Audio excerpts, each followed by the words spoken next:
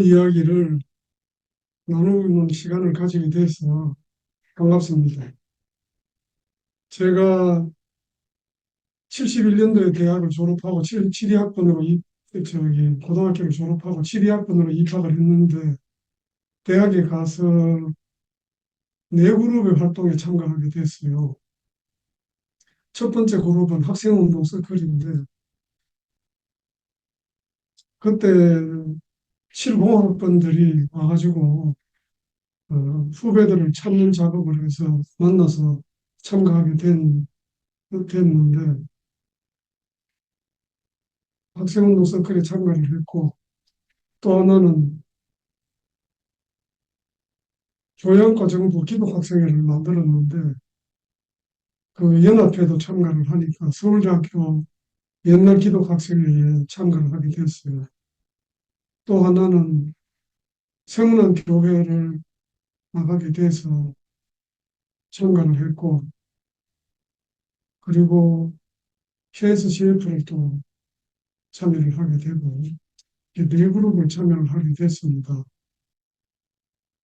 어, 보통은 학생 서클을 하면 기독학생회를 잘 안 하든지 기독학생회를 하면서 서클을 잘 안 하든지 그런 경우가 있는데 교회와 학생 서클과 기독학생회를 동시에 세 개를 다 하게 되는 것은 어, 좀 특별한 경우가 아닐까 그런 생각을 하게 됩니다. 제가 세문안교회를 일주일에 나갔는데 가보니까 그때는 세문안교회 학교가 교양과정부를 해서 다닐 때인데 태릉에 있는데 1시간 걸려요. 세문안교회가 있는 방문까지 버스로요. 그런데 일주일에 5일을 다녔어요. 헤아려 보니까. 그렇게 다니면서 어, 성남교회를 통해서 최서 CF를 만나게 됐습니다. 참가하게 됐고 그 당시에 서울대학교는 어, 소수의 한 20명쯤 되는 전체 회원이 한 20명 정도 되는 그런 보수적인 서클이었는데 보수적인 서클이기 때문에 KSCF의 멤버가 아니었어요. 그래서 좀 진보적인 의식이 있는 학생들은 KSCF에 참가를 안 했습니다. 참가를 안 하고 기독 학생회를 통해서는 참가할 수가 없었어요. 그래서 임의의 서클 멤버로 참가를 하는 방식으로 참가를 했는데 어, 학교에 있는 기독 학생회는 그런 상태로 남겨져 있는 상황이었죠. 그때는 서울대학교 학생운동 이야기를 잠깐 할까 싶은데 위수령이 나고 나서 학생운동 리더들이 대부분 대거 제적이 돼가지고 학교가 꽁꽁 얼어붙어 있는 그런 상황이었어요. 제가 그런 상황에서 함석헌 선생님을 기독학생회를 하면서 교양과정부 기독학생회를 만들고 강사로 함석헌 선생님을 모셨는데 그때는 함석헌 선생님이 일체 외부 활동을 못 하실 때예요. 그래서 그때 생각에 함석헌 선생님을 교습을 하러 가야 되는데 갔더니 찾아가서 약속을 했어요. 그냥 나오시면 못 나올 테니까 내가 택시를 가지고 와서 모시고 가겠다. 이렇게 약속을 했어요. 그래서 약속을 하느라고 미리 만나가지고 그런 이야기를 했는데 장준하 선생이 그때 어, 사상계가 폐간이 돼가지고 거기 활동을 못 하실 때예요. 71년도에 국회의원도 떨어지고 해가지고 그렇게 못 하실 때인데 거기서 씨알의 소리를 담 선생님이 발견을 하고 계셨는데 씨알의 소리 풀 붙이는 봉투 풀 붙이는 일을 하고 계시더라고요. 가서 하는데 그 천하의 장준하 선생이 풀 붙이고 있는 일을 하는 걸 옆에서 현장에서 보게 됐어요. 제가 기독학생회를 하면서, 하면서도 사회과학대학에 정치학과, 외교학과, 사회학과 이렇게 그룹에 남학생들은 그쪽 그런 그룹에 있는 학과의 학생들하고 한 4명하고 그때 서울대학교 물리과대학의 여학생이 전부 합쳐서 4명쯤 됐어요. 한 500명 되는데 그중에 4명을 이성수연구 그룹에 참가를 했어요. 그래서 이 사람들하고 같이 세문안교회 모임도 하고 그랬는데 서울 공대생들이 학교 캠퍼스에서 나를 본 적이, 여학생들이 본 적이 있기 때문에 그 여학생들이 세문안교회를 왔다가 굉장히 놀라는 그런 일이 있었습니다. 이 세 4명의 여학생들이 나중에 대부분 대학 교수를 하고 되었는데 이 사람들이 민청학년 때는 굉장히 이례적인 일을 했어요. 민청학년의 사건의 운동 과정에서 특징 중에 하나가 이례적인 것 중에 하나가 여학생들이 적극적이었다는 건데 그 여학생의 대부분이 내가 같이 활동하던 그룹의 여학생들이었어요. 그런 뒤에 있다가 민청학년에 대한 이야기가 나오는 이야기인데 그런데 성서 연구를 했는데 성서 연구 지도자가 없었어요. 없으니까 창세기부터 1장 1절부터 읽어 나가는데 도무지 모르겠는 거지요. 그래서 성서 연구 지도자가 있으면 참 좋겠다 그런 생각을 하고 성서 연구만 계속하니까 이게 잘 모르는 내용을 재미없잖아요. 그래서 좀 나중에는 독서 일반 독서도 겸해서 하고 그런 활동을 했는데 나보고 기독학생회를 한번 만들어 보지 않겠느냐고 외교학과 선배 되는 분이 경기고등학교에 성화회라고 있어요. 그 성화회 멤버였다가 서울대학에 입학을 한 사람인데 여학생은 하나 소개를 해줄 테니까 그 친구하고 같이 기독학생회를 만들어 보라고 해서 내가 좋다고 하겠다고 그렇게 해서 하게 됐는데 그 여학생은 CCC를 했던 여학생이고 지금까지 서울대학교 사회학과 교수를 하다가 이제 퇴임했어요.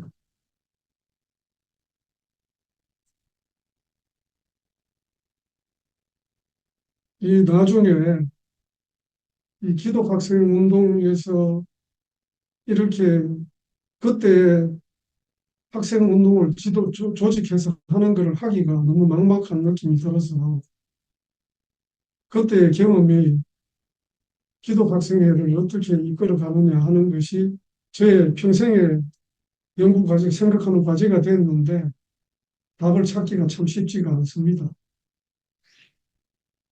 그리고 일화 중에 하나로 말씀드리면은 서울대학교 기독학생회는 그때 굉장히 보수적인 신학자가 지도 교수를 하고 계셨는데 신사훈 교수라는 분인데 이분이 유명한 보수파 교수예요.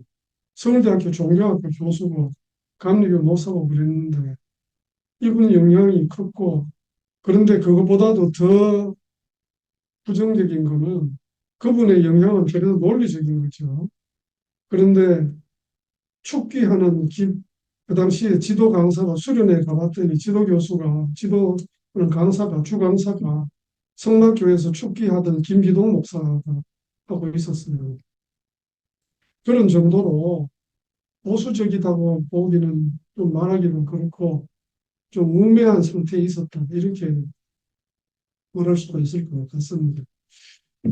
그런데 그런 기독학생회에서 2학년이 될 때에 나한테 총무를 해서 연합회 총무를 하라고 권유가 있었어요. 제가 못하겠다고 내가 생각하는 기독교는 마태복음 25장에 나오는 최후 심판의 기독교인데 거기서 주여 주여 하는 사람이 천국에 가는 게 아니고 목마른 사람에게 물을 주는 사람이 천국에 간다.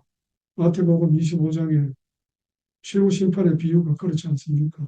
그런 이야기를 하면서 내가 못하겠다 그랬더니 내가 마음을 돌릴 때까지 혹은 기도를 하자고. 그래서 결국은 응답이 안 된 셈이죠. 제가 안 했으니까. 내가 그런 이제 기억을 남기고 서울대학교 기독학생회를 떠나게 된 거고,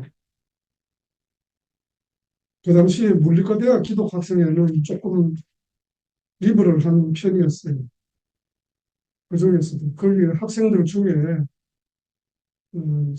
선배들이 70학번 선배들이 박재순 박사는 지금 유명한 학자가 돼 있고 임지순 교수라고 학생이라고 있었는데 이 사람은 노벨 물리학상이 가장 근접한 한국인이라고 평을 받던 서울대학교 물리학부 교수를 하고 나중에 했습니다. 그런 그룹들도 했고 어, 그래도 그런 멤버들이 기독학생회에 들어온 것 자체는 성화회 같은 고등학교 기독학생회 조직이 있는 것이 영향을 좀 미친 바가 있다 이렇게 생각이 돼서 고등학교 기독학생회 서클에 대해서 계속 생각해보는 계기가 됐습니다. 나중에 이 이야기는 어, 인천학년에서 졸업 후에 기독학생회 작업을 한 걸로 연결이 돼서 이야기를 좀 더 해볼 텐데 그 물리대 서울 물리대 학생들한테 제가 권유를 했는데 73년 12월에 그때 학생운동이 일본 대일 예속을 하나의 징검다리로 해서 유신 정부를 반대하는 그런 논리를 전개하자 하는 움직임을 가지고 그 당시에 있던 기생강강 이런 거에 대해서 비판하는 그런 한일 대사관에 들어가서 시위하자는 그런 논의를 했어요. 근데 물리대 학생들은 그거를 동의를 했는데 어, 한 사람은 복음 전해야지 데모에서 되느냐 그런 이야기를 한 사람이 기억을 합니다. 그래서 세문안 교회를 나가면서 제 시간이 많이 쓴 거는 세문안 교회였어요. 세문안 교회는 일주일에 5일 갔다고 아까 말씀드렸는데 여름에는 한 달씩 합숙하면서 봉사활동이라는 이름으로 합숙을 했는데 도봉동에서도 하고 또 봉천동에서도 하고 그랬는데 그런 데서 합숙을 하면서 했다는 거는 뭘 말하냐면은 미수령 이후에 학교하고 비교해서 생각을 해보니까 나름대로 기독교 분야는 지도력들을 열심히 모으려고 그런 준비를 열심히 하고 있었다 이렇게 생각을 하게 됩니다. 그때 제가 만난 그런 1학년 여름에 도봉동에서 한 달 지내고 또 수련회 수양회는 또 따로 하고 뭐 그렇게 하게 됐는데 이 이야기를 하자면은 세문안교회 대학생의 이야기를 좀 안 할 수가 없는데 세문안교회 대학생회는 소수의 평범한 대학생들이 성경 공부하던 대학생회가 있었어요. 그런 대학생회를 서경석 씨가 어, 학생운동을 접하고 이 대학생회를 활성화시켜가지고 100명의 학생들이 적극적으로 활동하는 조직으로 만들었어요. 그런데 100명이나 활동을 활발하게 하려면은 굉장히 프로그램을 많이 해야 될 거 아닙니까? 그래서 그렇게 되고 서경석 씨가 민청학년 사건에 들어갈 때부터 가서까지도 한국의 기독학생 운동을 계속 지도하는 위치에 있었습니다. 그런데 그때 어, 세문안 교회도 있었고 정영석 씨가 조직한 조직이 세문안 교회 대학생회도 했지만은 교회 청년연합회라는 걸 만들었습니다. 71년에 만들었다가 73년에 또 만들었는데 그거를 만들고 나서 71년에 민수 민수기청이라는 게 만들었어요. 민수기청이라는 거는 71년에 민수협이라는 제야단체가 생기는데 이건 우리나라 민주운동사를 좀 알아야 이해할 수 있는 이야기인데 제가 그 이야기할 시간이 없으니까 그냥 71년의 이야기만 잠깐 하죠. 69년에 삼선 개헌을 하고 나서 삼선 개헌 반대 운동이 실패한 후에 71년에 민수협이라는 단체를 만드는데 민수협 산하에 민수청이라는 단체를 만들었습니다. 거기에 회원으로 활동하는 사람이 요즘 얼마 전에 그 통일부 장관을 지낸 이재원 씨 같은 분인데 이 사람들이 민수기청이라는 말 있는데 민수기청이라는 조직을 만든 걸 서경석 씨가 만들었어요. 그래서 민수협 안에 있는 청년 조직과 민수기청이라는 청년 조직이 한 반반쯤 되는 한 50%씩 정도의 활동력을 가지고 했습니다. 그런데 거기에 기반이 되는 조직이 교회 청년연합회 교청년이었죠. 그렇게 됐고 어,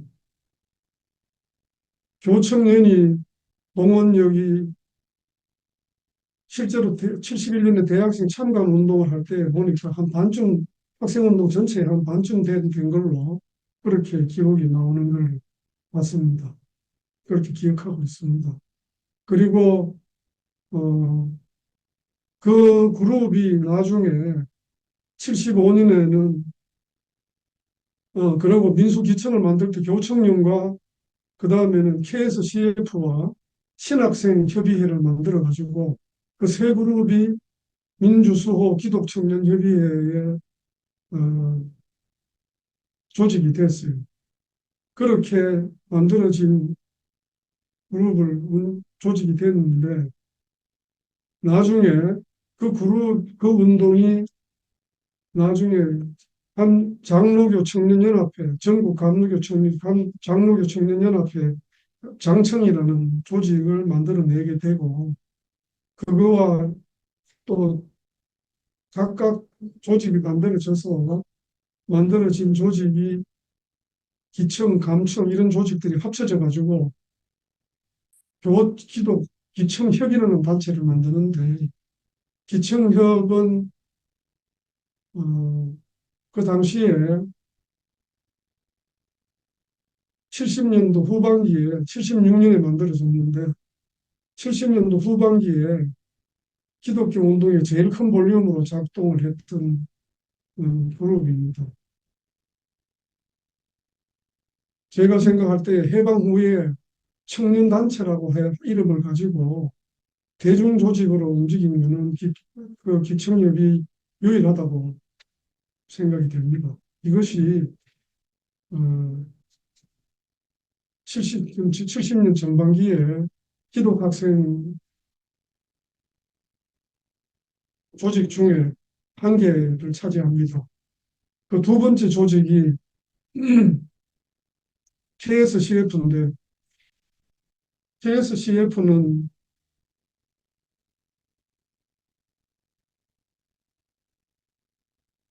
WCC가 그 당시에 한국에서 세계 기독학생 연맹에 참가하던 그룹이 YWCA, YMCA, SCM 이렇게 각각 참가를 따로 했어요. 그러니까 한국에서는 한 채널로 참가해라 하고 요청을 합니다.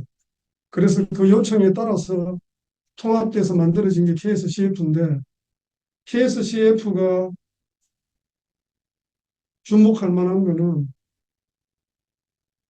두 가지로 주목을 할 만합니다. 우선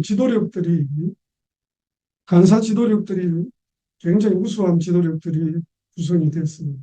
그 대표적인 인물이 오저식 선생인데, 오저식 선생은 URM의 경험을 가지고 어, 학생사회 개발단이라는 걸 만드는데 세계 URM 운동에 깊고 넓은 경험을 가진 분이었어요.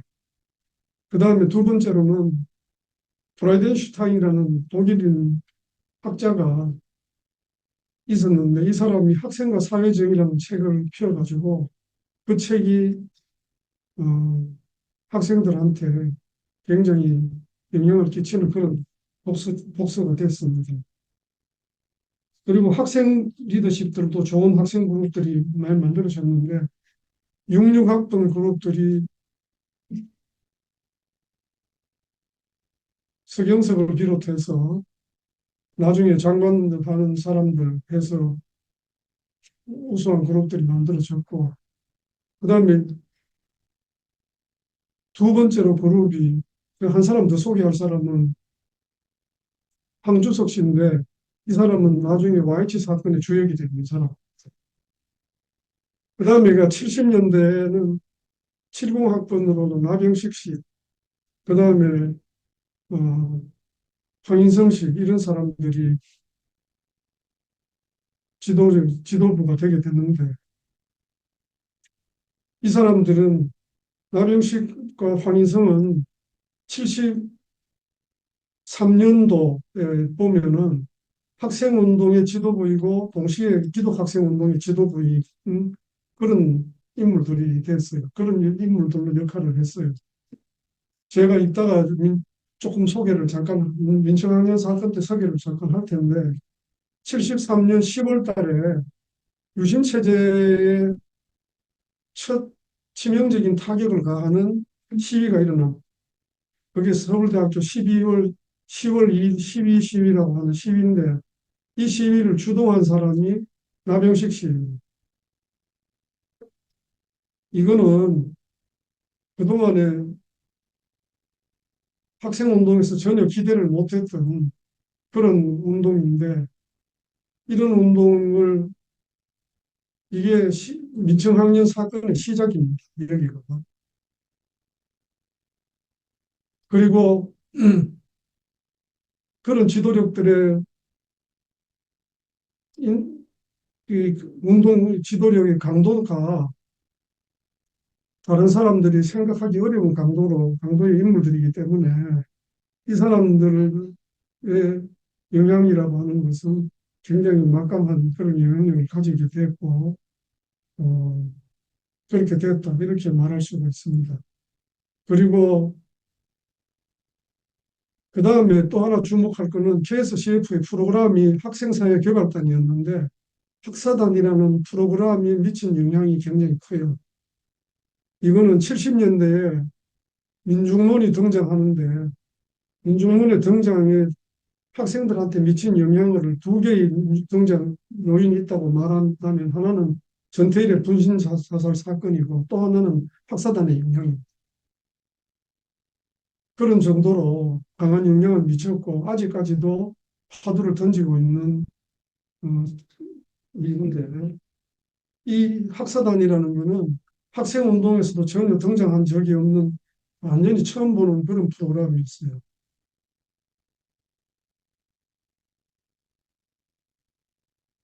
그런 정도로 TSCF가 있고 그다음에 세 번째 그룹이 제일교회 대학생회가 있었는데 제일교회 대학생회는 서울대학교 학생운동하고 독특한 그룹인데 서울대학교 학생 71년에 위수령이 나니까 이 위수령이 어, 학생들이 모일 공간이 없어요. 그래서 제일교회를 찾아와서 여기서 좀 모이게 해달라 하니까 박형균 목사님이 모이라고 허락을 했어요.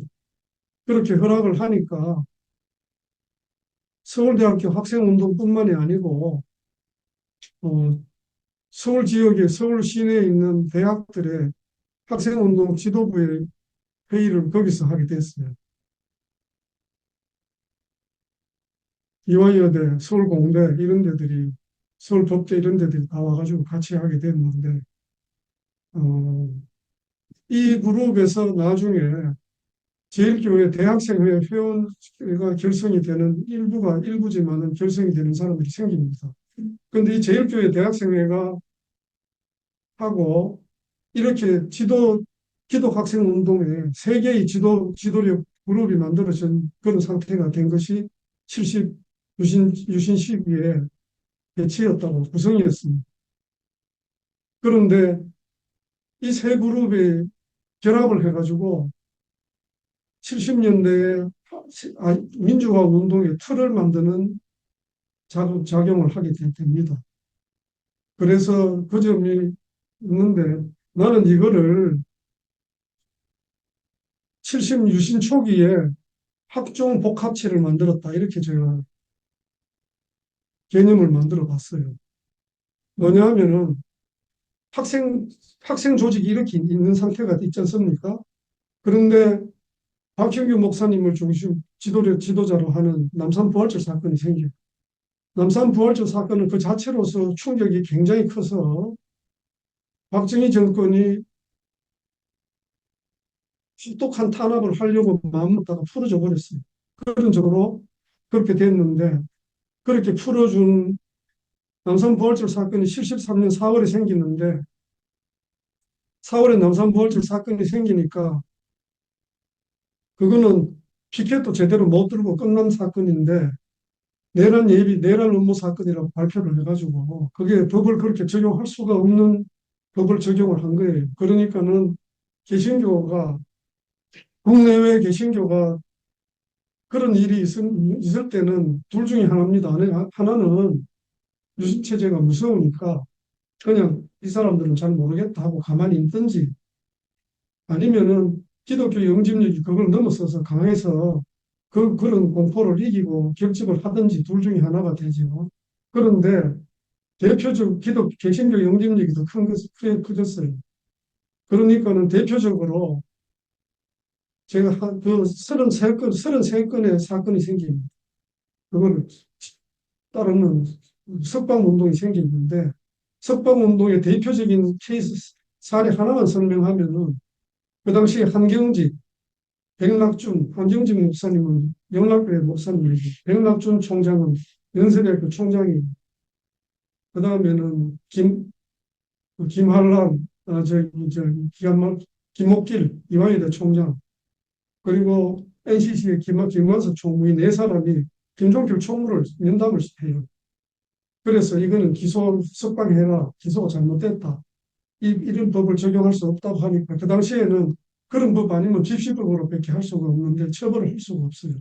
할 수가 있지만 경미하게 할 수밖에 없어요. 그래서 절대로 석방할 일이 가능성이 전혀 없는 상황인데 석방을 하게 된 것인데 왜 그렇게 되냐 하면은 72년에 엄명기 목사님이 설교 중에 유신 비판하는 설교를 했다고 해가지고 잡혀가지고 구속이 됐는데 72년에 구속이 됐어요. 2년을 꼬박 살았어요. 그리고 그 후에 아무 사건도 일어나지 않았어요. 그런데 남산 부활절 사건은 그보다 유신 최초로 공개적으로 유신 비판을 한 겁니다. 그런 일이 기독교 종교계에서 일어날 일이라고는 아무도 상상을 못하던 일이었고 그런 일이었는데 그런 더 혹독하게 처벌해서 다른 데가 감 꿈꾸지 못하게 가혹한 처벌을 해야 하는데 외신에서도 여러 개의 세계 기독교 교회에서도 오고 연락이 오고 하니까 그걸 처벌할 수가 없었어요. 그래서 풀어져 버렸어요. 그런데 그 석방운동 하던 그룹 중에 당연히 자기 제일교회 목사님이니까 자기 교회 담임 목사가 구속되어 있는 상태잖아요. 그러니까 석방운동을 하던 주요 그룹 중에 하나가 제일교회 대학생입니다. 나병씨, 강영원 이 사람들이. 그런데 이 사람들이 석방운동을 진행하면서 석방운동이 성공하는 경험을 했잖아요. 그러니까 목사님에 대해서 부채감도 있고 성공한 경험도 있고 하니까 서울대학교에서 12대모를 주동을 하게 돼요. 그래서 서울대학교 12대모가 민청학년에서 그 후에 12대모가 그 후에 서울 전국에서 한 100회쯤 벌어지는 학생 시위의 출발점이 됩니다. 그거를 보고 민청학년 지도부들이 이것을 연합 시위로 묶어서 74년에 크게 해보자 하고 만든 게 민청학년 사건이에요. 그러니까 민청학년 사건에 그런 사건이 민청학년 사건과 이 남산 부활절 사건과 서울대학교 12대모 그다음에 민청학년 사건 이게는 세 개는 상호 영향 관계를 가지고 있는 사건이고 나중에 민청학년 사건의 구성도 제가 일단 민청학년에 대해서 조금 더 이야기를 하면은 민청학년 사건의 어, 구성도 학생들하고 그러니까 학생들이 12대모 할 때 이야기를 잠깐 해야 되겠는데 12대모 때 나병식 강령원이 시위를 하자고 주장을 하니까 물론 다른 사람도 있습니다. 몇 명 있는데 제가 지금 대표적인 사람들이 대표적인 사람이 나병식 강령원인데 나병식 강령원이 그걸 주장하니까 서울대학교 학생운동 주류가 반대했어요. 반대한 이유는 이거는 시위가 되지도 않고 학생운동 드라마 70 수령 이후에 조금 모아서 만들어서 해보고 있는데 그걸 고스란히 통째로 다 없애는 소모전을 하게 된다. 학생운동의 이 씨앗을 없앤다. 그런 논리였어요. 그런데 그렇게 이야기하는 게 다수였어요. 그만큼 돌발적인 시위를 하게 된 겁니다. 그런데 이 서울대학교 12 시위가 민주화운동 기념사업회에서 나온 민주화운동사라는 그게 지금 정사인 셈인데 그 책이 있어요.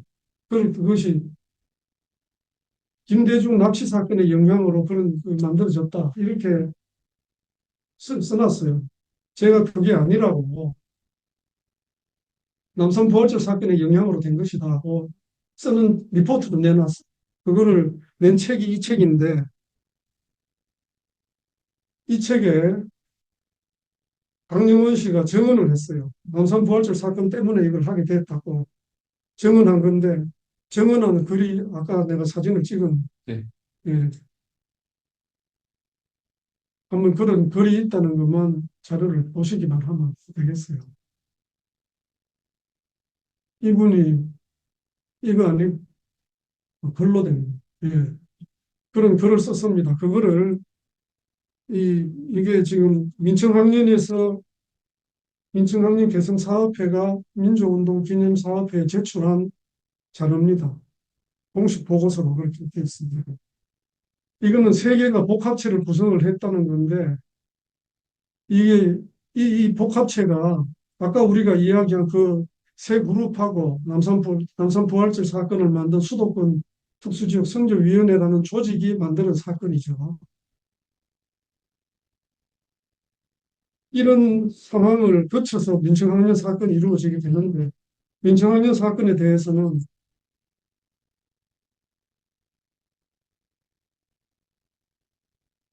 제가 짧게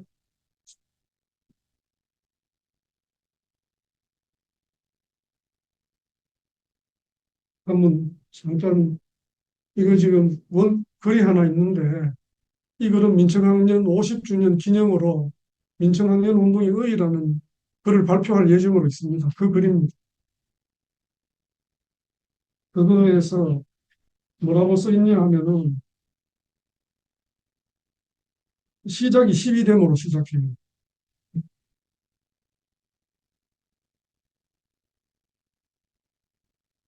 이게 유신분개의 시점이고 민청학년 운동의 시점이다. 이렇게 지금 이야기를 하고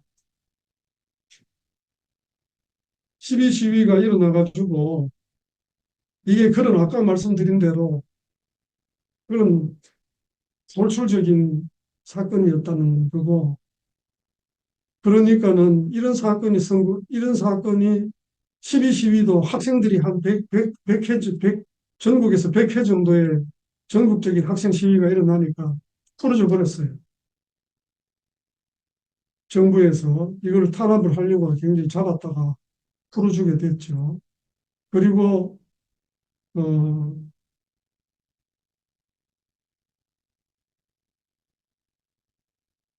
민청학년 지도부는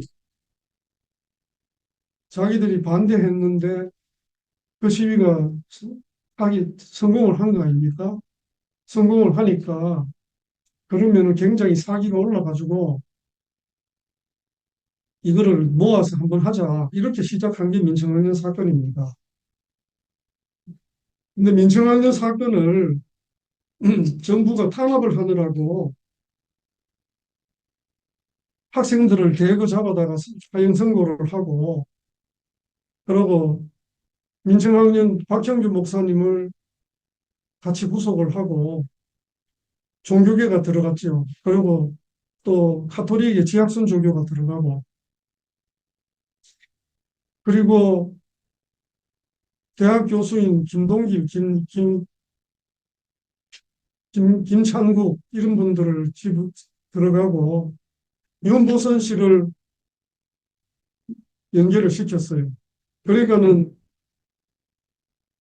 이게 학생운동으로만 있을 때는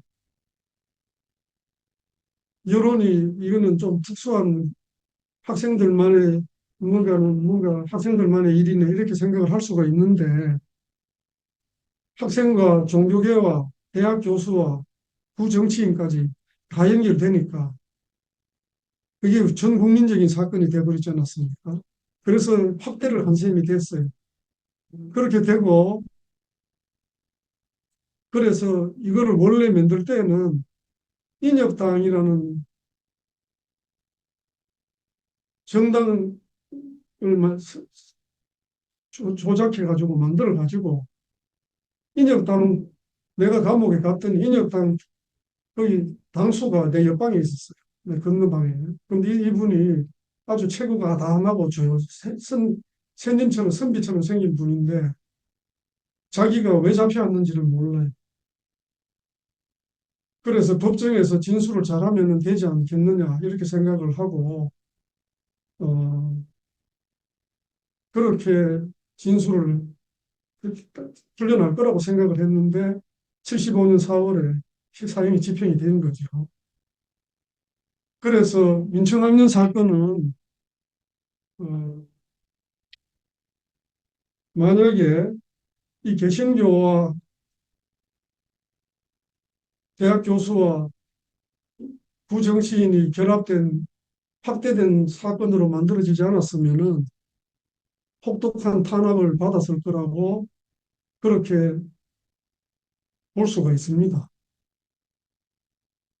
그런데 민청학년을 구성한 네 그룹인데 네 그룹의 중에서 나머지 세 그룹 종교계 어, 대학 교수 윤보선 이세 그룹은 개신교를 매개로 만들어졌어요. 물론 카톨릭은 거기에 조금 다르지만은 박형규 목사님이 잡혀간 거는 학생들한테 돈을 줬다는 것 때문에 잡혀갔어요. 자금을 지원했다.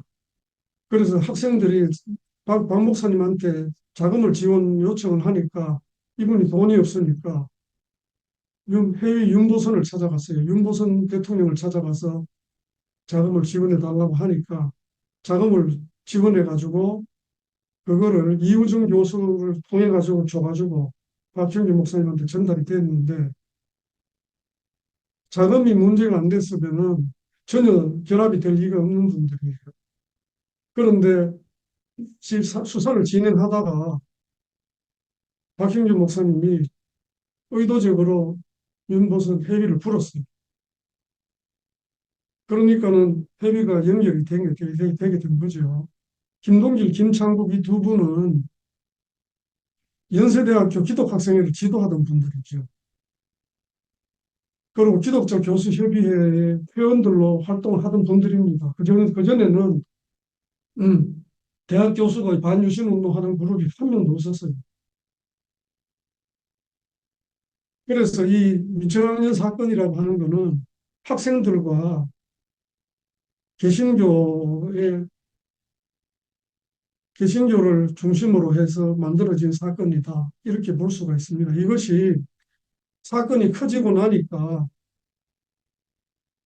민청학년 사건에 대한 석방운동이 전국적으로 번져가고 세계적으로 번져갔어요. 이렇게 번져가니까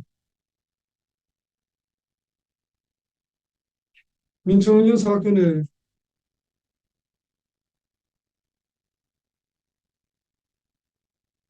제가 하나만 읽으면은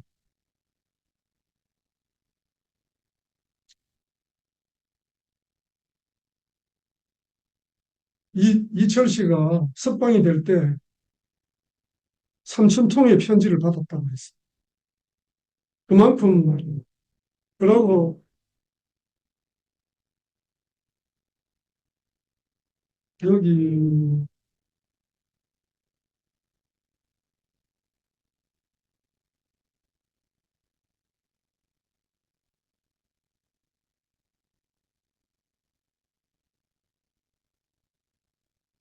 미국 국무성에서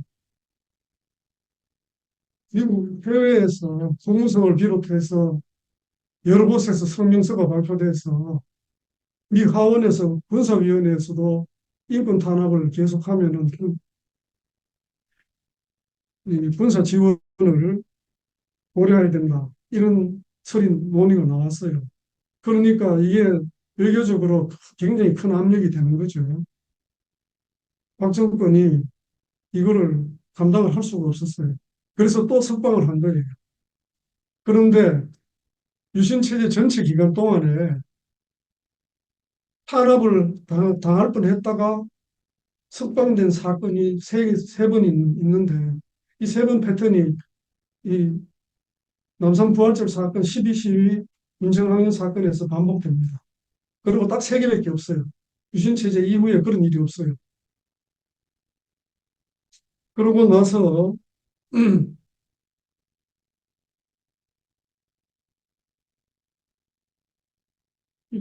반 국제적인 반발과 전 국내적으로 얼마나 학생 시위만 한 120회 정도가 발생을 했고 제야 단체에서도 아까 그 표를 여기 보시면은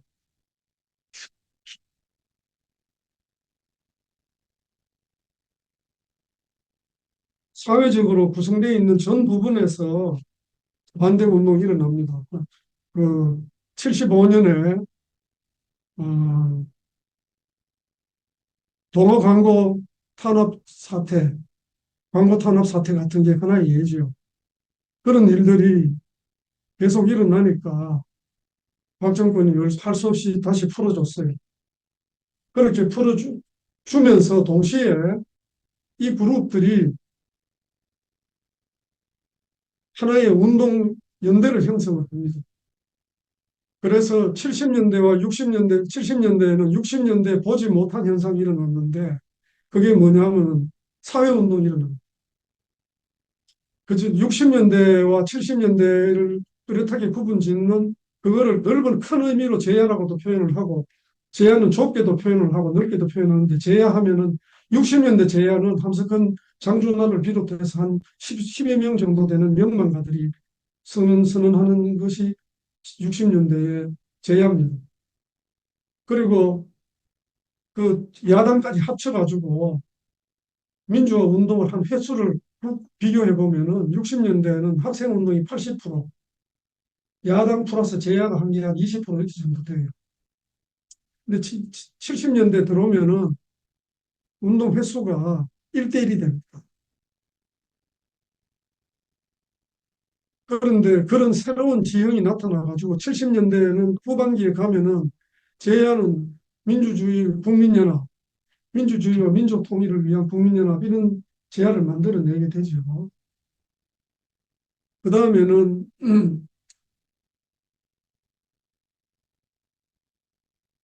언론 개신 저기 종교계 그다음에 언론계 동아투이 조선투이 이런 것들 나오고 그다음에 문학 작가회의 뭐 이런 것도 나오고 여러 개가 나오는데 그런 지형이 이 사람들이 그런 지형이 만들어질 뿐만 아니라 연대를 형성을 해가지고 그 연대가 강했어요. 그러면은 그런데 민중학년 사건에 대해서 어, 평가하는 글 중에 종교계가 들어온 것이 대중화에 제일 큰 기여를 했다 이렇게 되어 있습니다. 그 개신교가 그 지형을 만든 사회 분야의 주역이었다 이렇게 볼 수가 있는 거죠. 그리고 한국의 민주화 운동은 그 지형을 토대로 해서 성공을 했다 이렇게 볼 수가 있습니다. 그러니까 민청학년 사건은 단지 학생들이 연합 시위를 하기 위해서 한 것뿐인데 이거를 전 국민적인 사건으로 확대를 한 거는 정부가 탄압을 한 결과로 만들어진 일이고 그것 때문에 고립을 시켜서 인혁당의 조정을 받는 사건으로 만들어서 끝내려고 끝을 내려고 생각하고 추진을 했는데 그걸 못하게 된 거예요. 그런 사건이라고 평가를 하는데 어, 민청학년 사건의 결과로서 나온 만들어진 이 70년대의 민주화 운동 지형이라고 하는 것을 생각하고 기독학생 운동이 그 지형을 만드는데 어떤 기여를 했겠는가 하는 것을 생각해 보면은 이 기독학생 운동의 역할의 한국 민주화 운동이 끼친 영향 이런 거를 생각하게 된다. 그런 이야기를 할 수가 있다고 봅니다. 저는 이런 이야기를 어, 기독교계가 알고 이런 표도 작년에 이 책을 만들 때 한국 민주화 운동을 분석을 해보니까 이런 도표가 데이터가 작성이 되는 거예요. 그런데 70년대 후반에 가면 이 제야와 학생들과의 관계가 영향력이 제야가 더 커져요. 더 주도적이 돼요. 어, 그 사건이 3.1 구국선언인데 그것도 개신교의 문익환 목사님이 중심이 된 개신교가 주도한 운동이잖아요. 70년대 후반기에 주도적인 흐름입니다. 저게 학생들 시위는 지하 유임을 뿌리는 수준에서 못 벗어나고 계속 반복하다가 한 78년에 가서야 겨우 조금 하고 79년에 또 제대로 잘 못했어요. 그리고 부마 항쟁이 생기고 YH 사건이 생기고 나서 그 다음에 이제 80년이 될 때에 가서 크게 일어났는데 이 70년대에 대한 지형을 그렇게 평가를 하는 거를 평가를 해야 되고 거기 그 지형을 형성하는 데 끼친 기독 개신교의 영향에 대해서 인지를 할 필요가 있다. 이렇게 말할 수가 있다고 봅니다. 네. 지금까지 제가 민청학년과 70 유신 초기의 이야기를 한셈 된것 같아요. 어, 다음에 진행될 얘기는 민청학년 사건 이후에 이제 기독학생 운동이 어떻게 전개됐는지 이런 이제 말씀을 드리려고 하는데요. 그러려면은 70년대 초, 71년, 2년, 3년, 4년, 5년 이 정도 때 KSCF를 중심으로 하는 기독학생 운동은 어떤 상태였는지를 조금 이제 저희가 듣고 또 그 다음에 75년 이후에는 그러면 또 어떤 변화가 있었는지 얘기를 좀 전해 듣도록 해요. 예, 이 K에 대한 이야기를 하려면은 아까 말씀드린 것 같은 그런 위상에 대한 설명도 말씀도 드려야 되고 지금 말씀드리는 그 부분도 또 말씀을 드려야 되는 양면을 다 살펴봐야 된다고 봅니다. 음, 원래 KSCF는 대학에 있는 스카와 SCA와 SCM이 라는 그룹이 두 개로 형성되어 있던 그룹이 하나로 합쳐진 거죠. 그렇게 됐는데 이 두 그룹이 공이 어, 대학별로 한 100명 내지 한 200명 되는 그런 회원들을 가지고 있던 조직이었어요. 학생들은 평범한 학생들이요. 그랬습니다. 그런데 71년에 미수령이 나고 나니까 학생운동이 너무 과격해진 거예요. 일반 학생들이 참여할 수가 없어요. 그 일반 학생들이라는 게 자기한테 피해가 오는 일을 할 수는 없잖아요. 그러니까는 어, 일반 학생들로 있을 때는 싱어롱도 하고 그러던 문화그룹이었는데 그다음에 학사단 활동을 하면은 학사단 69년에 통합되고 나서 학사단 활동을 하면은 학사단 활동에도 그전에 농촌 봉사활동하던 그룹들처럼 그런 정도의 인원이 참가를 했어요. 어느 정도 규모? 그러니까는 뭐 한 대학에 뭐 10명 뭐 이런 정도로 그럼 전체적으로 전체적으로는 전국에 한 대학이 한 50개만 쳐도 한 500명 정도가 참가하는 그런 수준이 되겠죠. 그런 정도로 대중적인 조직이었어요. 이 기독학생 운동이라는 게. 그런데 과격화되니까 이건 불가피하게 정치 체제가 정치 상황이 과격화되니까 불가피하게 따라 일어난 일이죠. 일어난 일인데 71년이 되니까 이거 일화가 있는데 74년에 세문안교회에 있던 연세대학교 서창석 씨라는 분이 이 KSCF 부회장이었는데 회장에 출마를 하게 돼요.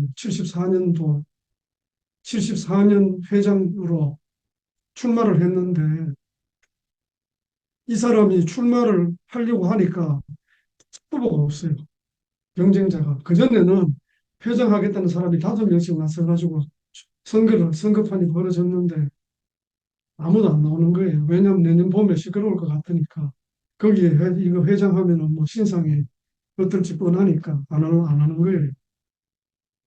그리고 학생운동이라는 게 일반 학생운동하고 이게 너무 많이 거리가 떨어졌잖아요. 그러니까는 거기에 그렇다고 그걸 폭넓게 품을 수 있는 프로그램도 있는 건 아니고 하니까 학생 대중이 줄어든 거예요. 줄어들었는데 줄어드니까 KSCF가 기구만 있고 학생 조직은 동원력은 없는 상태가 된 거예요. 그래서 교회 대학생회를 회원으로 받아들이기로 그렇게 결정을 한 겁니다. 그거를 대단히 정책협의회라는 협의회에서 결정을 했는데 71년인가 2년에 결정을 해요.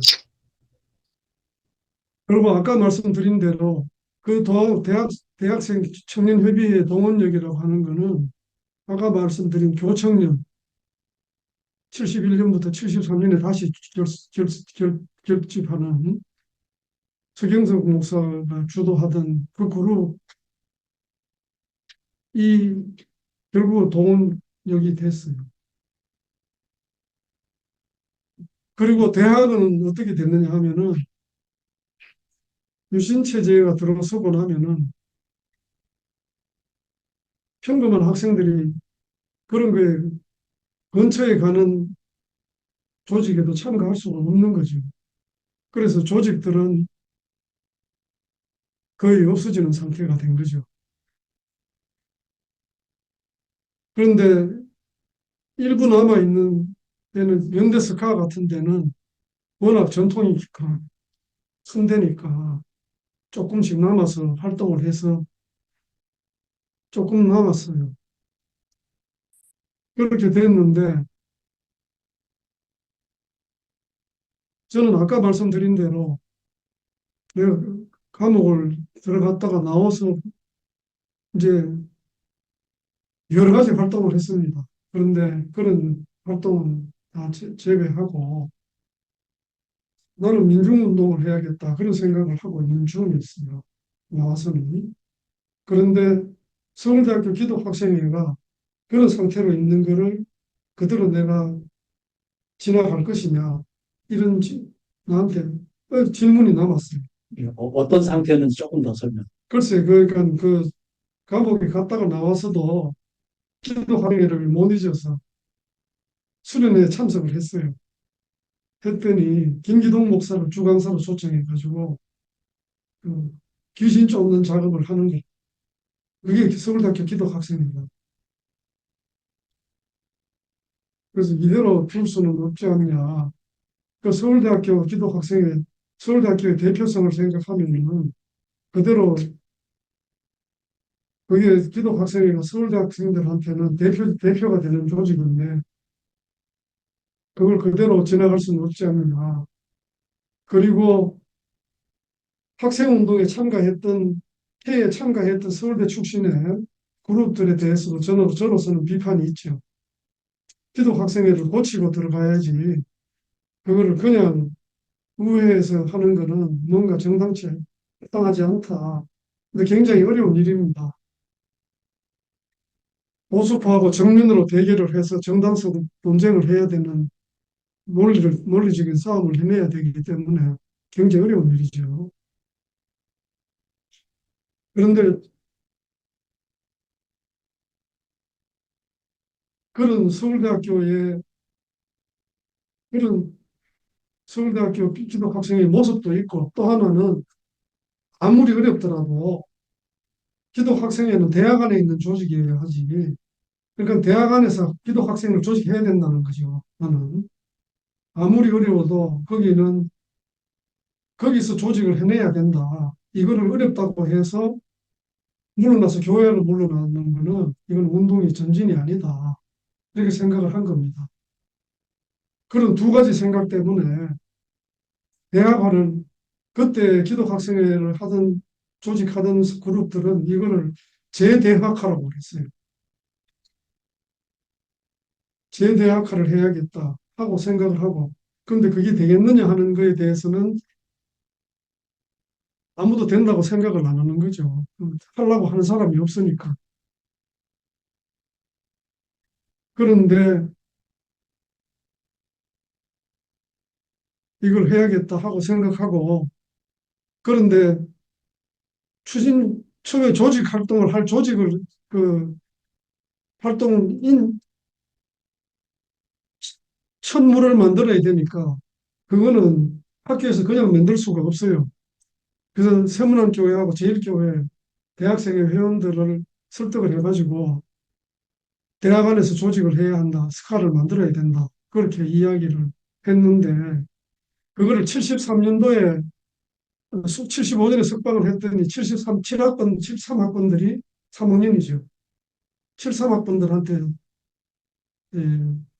그런 이야기를 해가지고 권유를 해서 처음에 조직을 시작을 해서 했는데 75년이 되니까 오돌돌 사건이 나가지고 이 사람들이 다 구속, 중심인물이 구속이 돼버렸어요.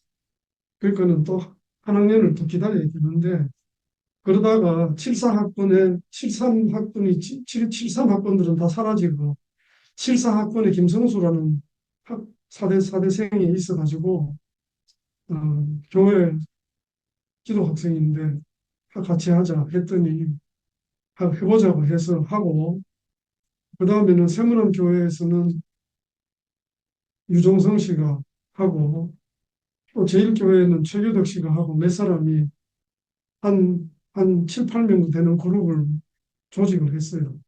근데 준비하면서 내가 73년부터 75년부터 주장하는 바는 모임하면은 세 개의 프로그램을 해야 된다. 하나는 예배 봐야 된다. 두 번째는 공부해야 된다. 사회과학 공부해야 된다. 세 번째로는 운동을 어떻게 할 것인지를 실천 토론을 해야 된다. 이렇게 세 개의 세 꼭지를 회의 때마다 해야 된다고 하고 주장을 하고 했습니다. 그런데 학생들끼리 하는 예배니까 거기에 때가 되면 기회가 있으면은 목사님들을 모셔서 하기도 하고 그랬어요. 그런데 기독학생회를 어, 할 때는 서울대학교는 전 단과대학을 대의원을 모아야 총기독학생회의 회장을 세울 수가 있어요. 그래서 이, 인맥이 닿는 대로 각 단과대학별로 기독학생회를 만들어 가지고 그래서 연합회에서 투표를 해서 그 직선제로 하는 게 아니고 단선제로 하기 때문에 단과대학을 장악을 해야 돼요. 그래서 물리과대학, 사대, 또 공대 이런 데들을 하고 내가 어떻게 그 단과대학들이 어떻게 만들어졌는지는 잘 기억이 안 납니다. 지금. 그렇게 하고 70 그렇게 해서 기독학생회를 개혁하는 작업을 했는데 76년, 77년에 바뀌었어요. 그 작업을 하는데 75년에 시작을 했으니까 새로운 회장을 세우는데 2년이 걸린 거죠. 그래서 77학번 학생이, 75학번 학생이 처음으로 회장이 됐어요. 제일교회 학생이. 체육다. 최교덕이. 그리고 77년이 되니 78년에는 76학번이 되고 거기가 조형제고 77학번은 김민수 그렇게 된 거죠. 그런데 서울대학교 아까 말씀드린 대로 허약한 조직이었는데 79년에 되니까 수련회를 했는데 100명이 모이는 수련회를 했어요. 108명이었어요. 108명인가 예, 그렇게 됐어요. 서울대학교 기독학생회를 만드니까 파장이 두 개가 생기는데 하나는 연세대학교 기독학생회와 같은 취지로 연대를 했어요. 그다음에 이화여대, 고대, 성균관대학 이런 데 있거나 새로 만들거나 하는 기독학생회라는 명칭을 쓰기도 하고 연합회라고 쓰기도 하고 하는데 하여튼 만들어졌어요. 만들어지면서 그게 하나 만들어지고 그다음에 또 하나는 기독학생회를 기생이라고 부르더라고. 나는 석하라고 부르고 싶은데 기생이 학교 안에서는 기생이라고 부르니 이름이 왜 기생이냐? 기생을 연상시킨다. 그래서 저는 불만이었어요. 그런데 학생들한테서 생기는 게 그게 자연스러운 흐름이지. 기생이라고 그러는데 서울대학교가 기독학생회를 기생이라고 그러니까 어떤 일이 생기냐면 가톨릭 학생회는 가생이라고 하고 불교 학생회는 불생이라고 그런 용어가 생기더라고요. 그런데 기독학생회가 단지 KSCF 기구의 베이스일 뿐만이 아니고 그러니까는 그 실제는 얘는 70년도 후반기에는 학생운동도 학도파 체제로 들어가서 극도로 탄압을 받던 시대입니다. 긴급조치 구호 시대에 학생운동 횟수가 1년에 뭐 어떤 때는 4번 있고 이런 때가 있어요. 시위 유임을 뿌리는 거 합쳐가지고 4번 이런 연도가 있더라고요. 제가 거기 하도 이해가 잘 안 가서 긴급조치 구호 출신들이 있어요. 그 사람들을 한번 모아가지고 데이터가 이렇게 나오는데 이거 납득이 가냐 그랬더니 난 납득이 간다고 그러더라고요. 그런데 서울대학교 안에서는 기독학생회 유종성 같은 사람이 서울대학교 학생운동의 지도부의 멤버예요. 그런 패턴이 79년까지 그대로 이어진 그 80년에도 마찬가지고. 그러니까는 과거에는 KSCF가 하는 행사에 가는 걸로 하던 프로그램을 학교 안에서 학생운동 지도부하고 결합해서 같이 하는 구도가 만들어졌어요. 그리고 학교 안에서 학생들이 직접 모집하고 그게 어, 각 스카의 자생성, 자, 자립성이 형성이 됐다 이렇게 말할 수가 있고 그 흐름은 80년대에도 계속 돼 가지고 진행이 됐고 하여튼 그 기독 스카가 서울대학교 학생운동의 조직 중에 하나로서 자리 잡고 그러면서도 대중적인 조직으로 만들어지는 그런 방향을 계속 노력하는 그때 제가 대중화라는 것을 중심으로 해가지고 여러 가지 알듯 모를 듯한 이야기들을 했는데 하여튼 이 사람들은 처음 듣는 이야기니까 들었겠죠. 그때 제가 했던 얘기 중에 제가 기억나는 말 중에 이성은 신비의 딸이다 이런 말을 했어요. 이성, 네, 설명 좀 주시죠. 이성과 신비에 대해서 기독 학생들이니까 신비라는 거에 대해서는 생각이 있지 않겠어요. 근데 답을 한 번도 얻어본 적이 없는 질문이 있는 거 아닙니까? 그런 숨어 있는, 함쳐 있는 질문인데 제가 이성은 신비의 딸이다. 그러니까 이성을, 이 신비가 없으면 이성이 없다고 하는 이야기가 됩니다. 그건 폴 틸리가 한 이야기인데 그런 이야기를 하니까 처음 듣는 이야기는 yes, no를 못 하잖아요. 자기가 모르던 이야기니까 계속 생각해 볼 수밖에 없었을 거예요. 그런 이야기, 그런 유의 이야기들을 제가 그 사이에 읽은 책들을 읽고 그런 이야기들을 만날 때마다 해서 그때는 잘 이해는 안 갔는데 공기의 흐름으로 파악을 했을 걸로 생각. 그런 말들을 하고 그랬어요. 모택동 이야기도 하고 그랬고 제가 그때 어, 책을 하나 만들었는데 그 책이 한국 역사 속의 기독교라는 책을 만들었어요.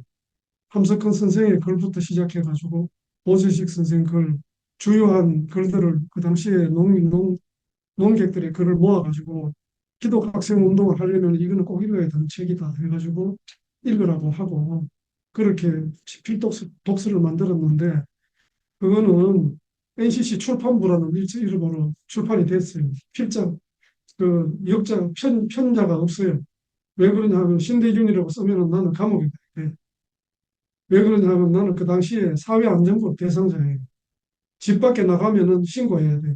가서 누구를 만나서 무슨 일을 했는지 그걸 신고해야 되기 때문에 책을 만들었다. 이거는 다시 지역하는 일입니다. 그래서 할 수가 없었는데 내가 참고로 그 당시에 내 관할 경찰서가 성동경찰서인데 내가 그 조사를 정기적으로 조사를 받으러 가야 돼요. 갔더니 하루는 갔더니 내 파일을 조사, 내 파일, 내하고 같은 파일에서 같은 캐비넷에 있는 사람이 앞에서 조사받고 간 걸 놔두고 간 서류가 보이더라고요. 보니까 고정간첩, 난파 고정간첩이. 그 사람하고 나하고 같은 파일이 들어있는 거지. 어, 그때 나는 그때 기독교의 사회 참여에 대한 이론적인 근거를 내 나름으로 만들려고 그거를 만들지 않으면 내가 계속 할 수가 없으니까 만들려고 노력을 했습니다. 그렇게 노력을 하느라고 제일 많이 읽은 책이 함석헌의 뜻으로 본 한국 역사, 죽어도 죽을 때까지 이 걸음으로 죽을 때까지 이 걸음으로 그런 글들을 읽고 그 다음에는 디트리 보네프의 옥중서신 나를 따르라 이거 읽었는데 옥중서신은 여러 번 읽었어요. 그리고 그때 내가 발견한 것 중에 그 시기에 신학적으로 내 생각이 거의 테두리를 갖추었는데 옥중서신에서 옥중서신을 여러 번 읽으면서 옥중서신의 제일 핵심 알맹이 백미가 뭐냐 하면은 어, 기독교란 도대체 무엇이냐 기독교란 무엇이냐 하는 질문을 하는 것을 보게 됐습니다. 보네프가 기독교란 무엇이냐를 말하는 것은 새로운 기독교의 시대를 여는 신학이다. 이렇게 나는 생각을 했습니다. 그 다음에는 열심히 읽은 감명을 받은 책이 폴틀리이고 폴틀리이가 흔들리는 터전 그런 거를 썼는데 그다음에 비존재의 충격 이런 걸들 그런 책들을 읽고 그리고 신학 책들을 읽을 수 있는 대로 읽고 했습니다. 그리고 내 생각에 숫자로만 규모로만 보면은 스카 그룹들이 한 행사 중에 80년인가 몇 년인지 모르겠는데 성서대학을 한 적이 있죠. 그때가 한 800명인가 1000명인가 모였다 그런 이야기를 내가 들었는데 연합성서대학을 해가지고 그런 정도의 대중적인 조직은 서울에서 KSCF가 만들은 적이 없어요. 기독학생 조직이 만들어질 적이 없어요. 내가 대중화를 해야 된다고 생각하고 주장을 했지만 그게 실제로 그런 숫자가 나타나는가를 알 수는 없었는데 그때 그 대회를 한 거를 기억을 하게 됐습니다. 어,